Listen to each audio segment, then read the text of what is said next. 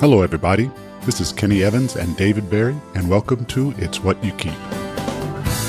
This is a podcast dedicated to helping you learn how to keep more of the money you earn so you can turn your income into lasting wealth.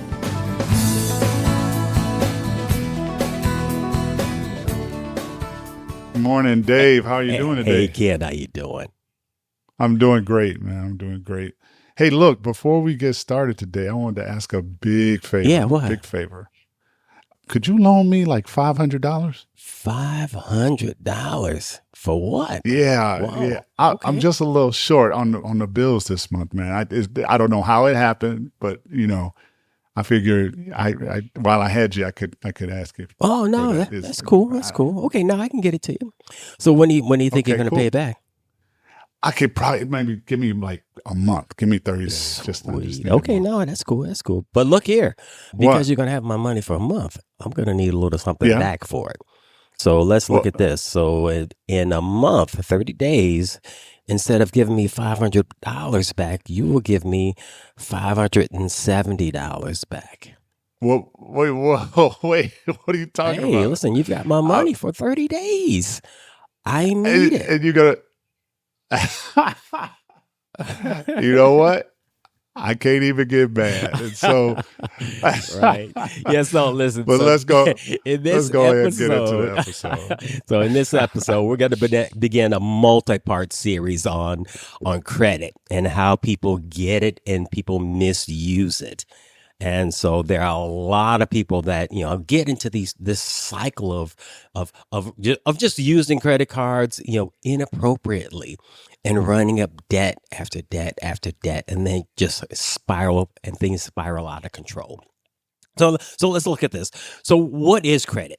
Credit is basically your ability to borrow money from somebody else with the agreement to pay it back at some later date. And because you have their money, they will charge you what's called interest. So that's on top of what you've just borrowed. And so you have to pay them back, the original sum plus a little bit more. And sometimes that little bit more is a lot more. I have heard of such things. No, I'm very familiar with this. And I like to say that credit hits me as a way of paying more for something that I can't afford in the first place. That's right. It really is. Yep. And these credits, sometimes they come in a lot of different forms. Sometimes they come in bank loans, payday loans, and even loans from friends, like we just heard. But exactly. The most common form of credit are credit cards that we get into. And so my first credit card I got in college. And so, Craig, tell us, what is the credit card story? So, credit cards are, I've gotten to the point where I consider them, I almost want to say necessary evil, and I'll explain that later, but definitely not the means by which you should be financing most of your life. They are extremely heavily advertised. I don't know if you've noticed that, but you see ads for them and you get mailers about them all the time. And there's a reason for that. They are making a lot of money by people using credit cards. And why do people use them? Well, first of all, it's easy access to funds. A lot of people get a new credit card and they see that as free money. I've got new money. And it's not that. You are literally borrowing money from someone else. Right. Another reason that they're popular is that you get to pay back slower than you took it. So you basically get the money up front, buy now, pay later, and you get to pay it back over time. And that has its own issues with that. We'll get into that in a minute. A lot of credit cards these days are leaning on the fact that some of them can be seen as a status symbol. Mm-hmm. You even hear it in rap songs and stuff about black cards. And, you see someone has a certain color credit card, whether it's an American Express or a Visa or whatever, and it's got a certain color. That tells other people, hey, that person has a credit card that you could like put a car on or something like that. Yeah. Unfortunately, a lot of us in our society are really hung up on what other people think and how other people see us. So having something that's a status symbol, like an expensive credit card. And by the way, those expensive credit cards that look like status symbols, they actually charge you just to have the card. And I'm talking hundreds of dollars. That's right. Yeah, there's They an just, annual fee without just to have that as an card. annual fee. Now, why I wanted to say it's kind of a necessary evil is that unfortunately there are some business deals or business exchanges we do that require or at least make it easier if you have a credit card. For example, renting hotel rooms and cars. If you want to rent a car, generally they want a credit card. And recently I've seen, Dave, in the last few trips I've taken, they are putting deposits on rental cards automatically. Oh, that's so right. when you go and rent, you go and rent a rental car, they want to throw another like $400, I know, at some places to help ensure return of the car. So I rented a car recently. I had it for one day for $65, and my credit card charge, that what they pinged my card for, was like $465. And yeah, it falls off, quote unquote, when you return the car, but they need a card. That's right. And if you're in there with cash, go ahead. No, I was going to say, I just yesterday, I did exactly the same thing. I rented my wife a car. Yeah. And, I saw my credit card bill. This was $250. They put a hold. Yep. Yeah. That's become more common, and it's automatic now. But having a card, without a credit card, it's extremely hard to rent a car because you can't go in there with cash a lot of times. They just don't like it. And now you're seeing things like, people are using their cards for Amazon or for buying online. You need a credit card. A lot of stores have stopped accepting cash. I never thought I'd see this day. I remember when I was young, my dad used to say, well, they always have to accept cash because it says United States of America on it. Not sure where you got that theory from, but these days they have backed away from it. Oh, yeah. You see a lot of stores that are credit only, and they're looking for your phone, to be honest about it. They want you to tap your phone, but your phone's tied to a credit card. In 2024, there were an estimated 1.4 billion credit cards being carried by Americans, 1.24 billion. Now, when you consider, I think we're at like 400 million in this country, people. Right. There are 1.24 billion credit cards being carried, and the credit card industry earned somewhere in the neighborhood of $176 billion from the use of credit cards, with interest fees. That extra money that they charge for holding your debt there was $76 billion. These are huge numbers. Yeah. And then the average household was in, almost $9,000 in credit card debt. So, this is a lot of money that these credit card companies are making, which are why they are so aggressive with their marketing. But the problem is our use of them. And the spending we do to buy things we don't need or technically can't afford. Right. So, speaking of the marketing, what you got anything on that? No, because these credit cards are marketed so heavily because they make a ton of money, as you just mentioned. That it's hundreds of billions of dollars that are invested in the credit card industry. And people think that it's free money, so they use it so easily. And so these are the ways that these credit cards make money. They make money on each transaction as well. Now, they are loaning you money, and you're expected to pay it back with interest. And this interest is really high. Some of these credit cards have annual interest rates of, 20%. I think that's probably the average, 20%. Yeah, that's the average interest rate. But they make money on each transaction whether you pay the money back or not, or late, they make money right away on each transaction. I've used my credit card in a cab. And, different credit cards have, different transaction fees. Okay. And one of the cab drivers said, and this was years ago, he said, "Oh, don't use that card because they charge me too much." If you use that card, can you use another credit card? Wow. And just I can remember at certain like small restaurants and stuff, like local Chinese food place or whatever, they would say things like minimum credit card purchase $10. Oh, yeah. Yeah. Or you go to a gas station that has different gas prices for cash versus credit. It sounds like they're trying to do is cover this fee that you're No, talking they about. make it worth their while to actually make the transaction. Yep.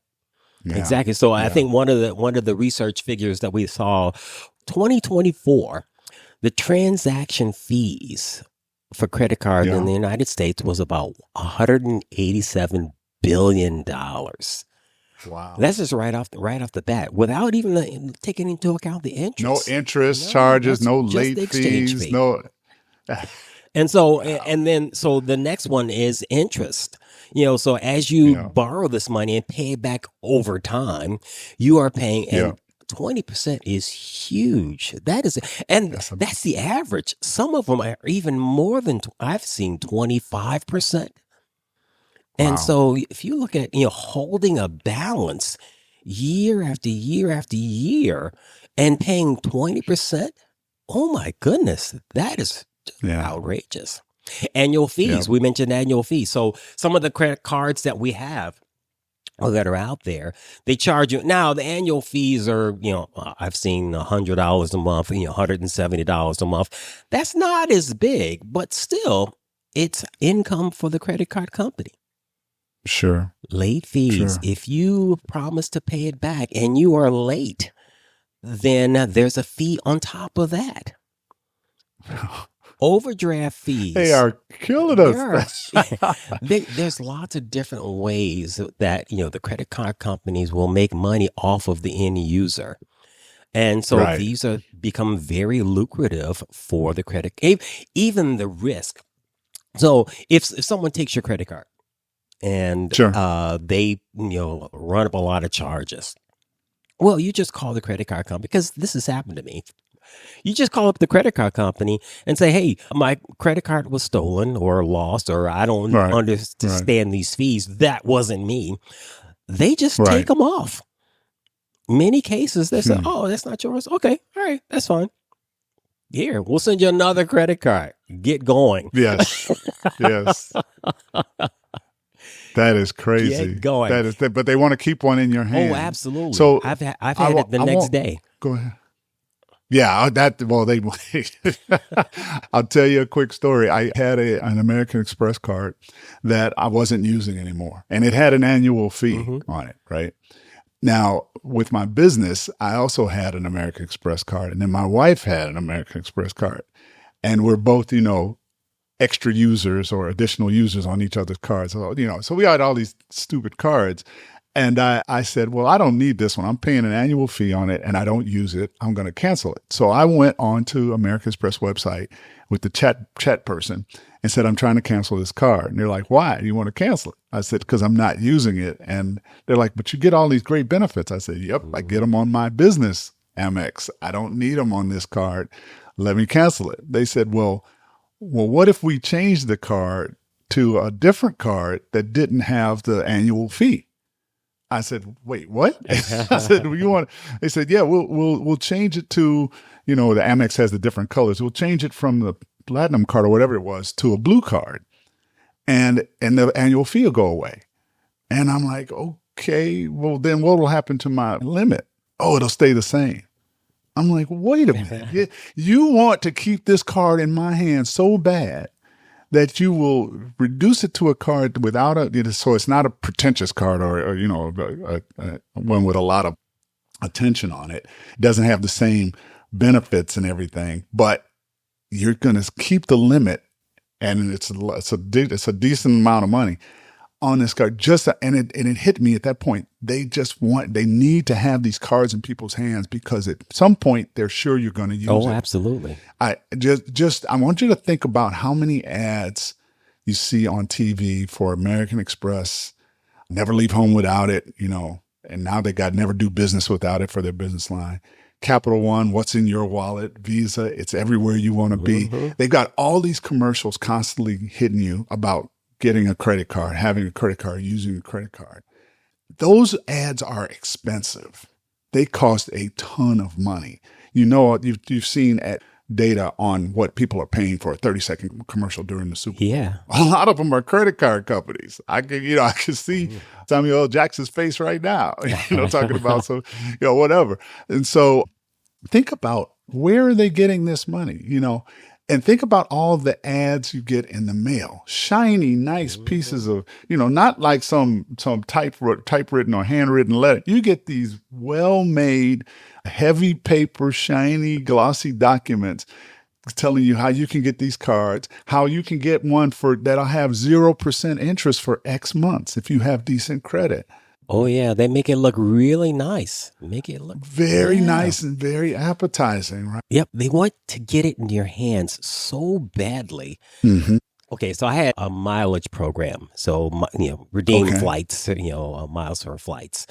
And there was a portion of the program where you could redeem your points for, merchandise, hotels, rent-a-cars, and even, food. But to redeem your points, you had to get one of their credit cards that they sponsored to redeem the points.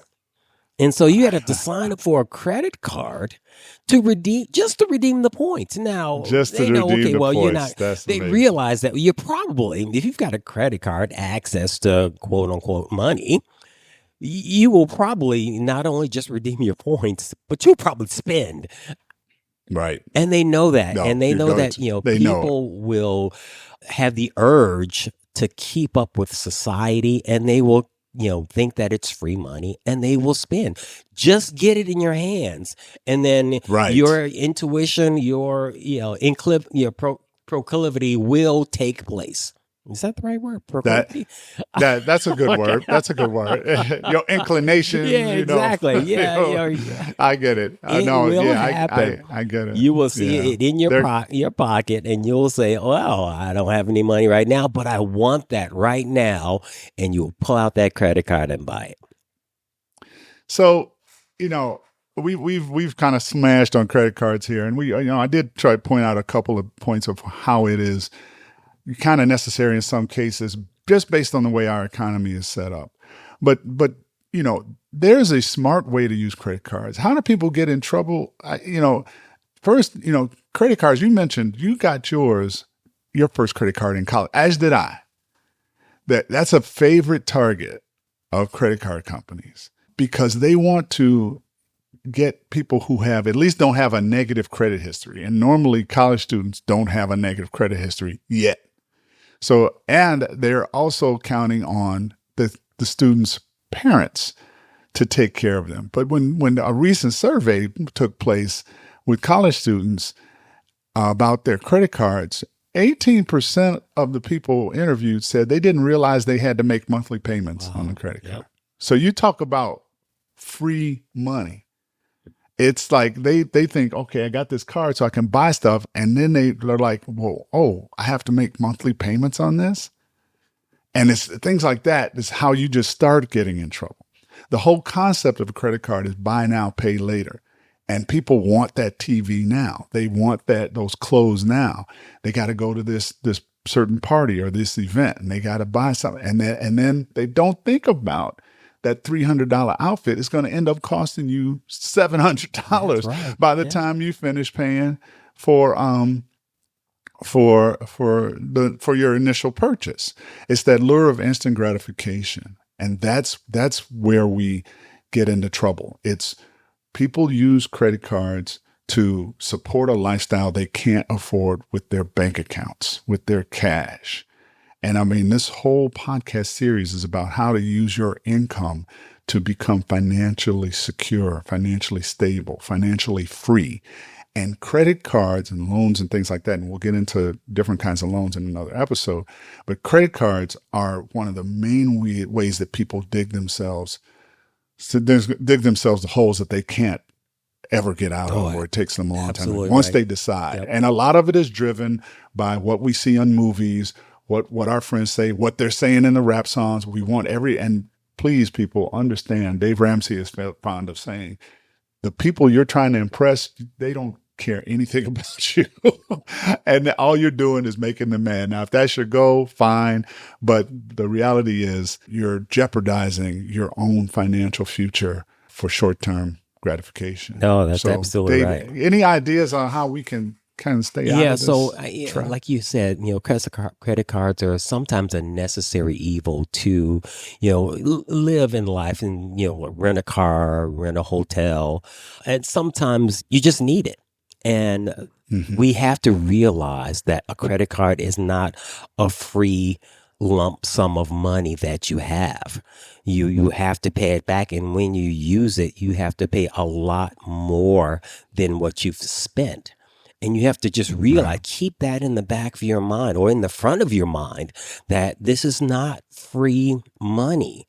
You will pay a lot to use that card if you keep it, longer than whatever the grace period is for paying it back. In some cases, it's, 25 days. If you pay it off within 25 days, you don't have to pay the interest.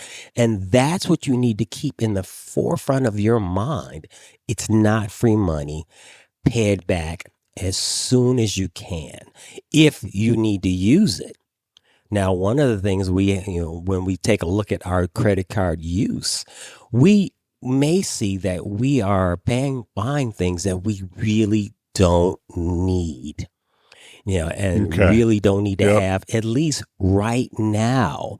A lot of these Yep. purchases are impulse purchases that we don't have the money for, and we just throw it on a card. And so when we take a look at that, we say, okay, I didn't really need that. I didn't really need to buy that. I could have saved up money and then, bought it with cash. So we have Right. to make sure that if we're using it, pay it off as soon as possible. As soon as Yep. possible. If you need to use it. If you don't need to use it, don't use it. Don't use it. Don't use it. Don't use it. Save up the I agree. money and then buy Right. it. So a Right. lot of people run up these huge bills thinking that, oh, well, it's just a little bit a month that I have to pay back. Well, you will pay back a long time, if you pay that Right. little bit of money, and you will pay Right. interest on that. And so I think that one of the popular sayings is that if you want to, stay out of, credit card debt, stop using the credit card. If you want to get out of a That's the hole, first step. stop digging. That's the first step. That's the first. If you want to get out of a hole, stop digging. That's Yep. right.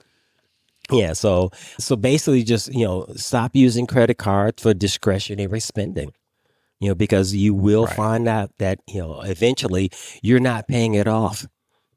You've found Right. something else to do with that money. And then now you have a balance, and it takes a long time to get rid of that balance.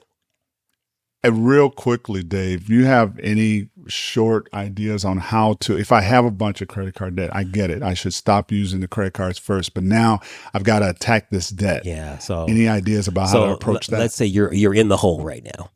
And you've got let's say you've got 3 credit cards and you've got a lot of credit card debt. One of the ways to show some success quickly is to take the credit card that's got the smallest balance. And then you can Okay. pay that off. And now you say, oh, I've gotten rid of one credit card. Just, focus on that Okay. one. One Okay. other plan is to focus on the credit card with the highest interest rate. Now, if you've Okay. got a card that has a really high interest rate, well, that's the one that's charging you the most amount of money. And Right. that's the one that's going to take, a long time to pay back, depending upon the balance. And so if you Understood. focus on the one either with the largest interest rate or the one with the smallest balance. I mean, I think if I were to, try to tackle the problem, I would say, well, pick the one with the smallest balance. Get Okay. rid of it. Just get Right. rid of it. Pay it off to So make it zero.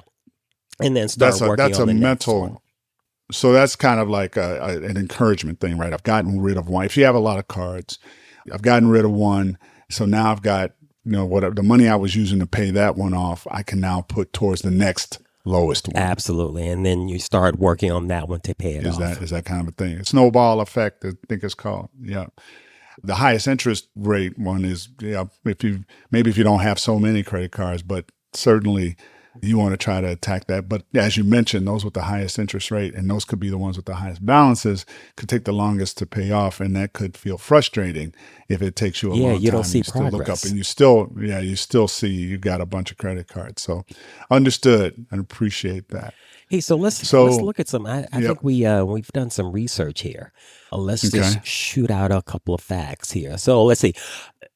We mentioned that we first got our cards in in college. So over Yeah. 42% of students in college have credit card debt. That's crazy. 19%, I think you mentioned that 19% Yeah. are authorized users. Means that the credit card is probably in their parents' name. 28% of college students have debt that exceeds over $2,000. Students. Students that Wow. don't have jobs and someone else is paying this bill. Right. Right. Wow. Those are big numbers, and that's just the college kids. I mean, in the research that I did, the billions of dollars that were being made by the credit card companies, I mean, it explains everything. People say, "Oh, credit card or whatever," and, I need it for this, that, the other. The credit card companies are cleaning up. You mentioned all those methods that they're collecting money from. They're getting, every time you use it, they get something from the merchant. Every time you don't pay it all off at the end of the month, they get an interest fee from you. Every time you're late, they get a late fee from you. They are just making money hand over fist, which is why, I mean, that's the only, when you see something advertised over and over again that heavily, you got to know that it's making money. I used to say the same thing about the guy on the train selling socks and phone books. I'm like, he would not be here if he wasn't making some money, because he's here all the time. Yeah. And, he doesn't have to make all the money. He just needs to make enough. That's and right. for these guys, they are killing it because we're tied into spending. And, I mentioned Amazon and things like that. We buy things and then we wait to pay credit cards off. The person who has credit cards and pays it off at the end of every month, they're leveraging the best feature of the card is the convenience, but they are not suffering the costs that come along with that. The only way that they're suffering any costs is that sometimes merchants will raise their prices to cover their interchange fees. Oh, that's right. But the reality is, holding a credit card balance, credit cards can be dangerous. There's, as useful as they are, as convenient as they are, they can be dangerous. Yeah, and it takes a lot of discipline if you have a card like the guy that pays it off, before he's charged an interest fee. It takes lots of discipline to do that. And if you don't have the discipline to do that, and that's really kind of what they count on. Hey, listen, this guy's not going to have the discipline to pay off this, every month. So, hey, I'm going to make my interest rate, income off of that. So it takes lots of discipline to use it wisely. Yep. Absolutely. All right. So, Dave, I think we're at time here, buddy, that we could talk about this forever, just credit cards forever. Right. Yeah. Yeah. What do you want to? No, I was going to say, we're going to get into some of the other types of credit issues that people get into in the later episodes, payday loans and auto loans and things like that.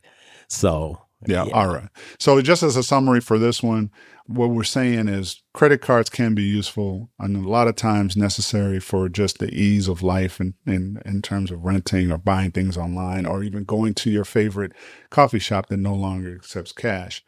The discipline comes into play in trying to build your personal financial security is not paying extra for something you can or cannot afford. Be sensible about credit card use. Aim to pay off balances by the end of the month and understand that the banks and the credit card companies are making billions of dollars off of you and all of us through the use of these cards, even if they don't get interest fees and even if they don't get late fees. So don't give them extra money that comes out of your pocket. They are buying yachts and Porsches with the difference there. So keep that in mind. One last thing I want to mention, Dave, is that Just to remind everybody, we do have a website at www.keepitpodcast.com. That's www.keepitpodcast, all one word.com. And feel free to visit us there, where we post every episode as well as other resources for helping you learn how to use your income to build your wealth and financial security. And I think that'll do it for us today, Dave. All right, very good, Ken. That's a lot, but hopefully we got the message across. And of course, we do get feedback from listeners and look forward to hearing back from you on this. If there's anything you think we missed or would like to hear more about, let us know, and we'll try to include it in a future episode. That's it for me. All right, Ken, we'll talk to you later.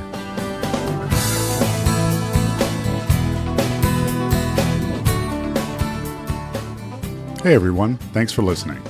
Please be sure to visit our website at www.keepitpodcast.com. That's www.keepitpodcast, all one word.com. There you'll find links to websites and blogs related to building wealth and other useful information. You can also leave comments about our show and listen to or download all our shows after they air. Also, as a reminder, this show is for informational and entertainment purposes only and should not be used as financial advice, as we do not know your specific circumstances and are not your fiduciaries. Please consult with your personal financial advisor before making any investments or financial decisions. Thanks again, and we'll see you next time. In the meantime, remember, it's not what you make, it's what you keep.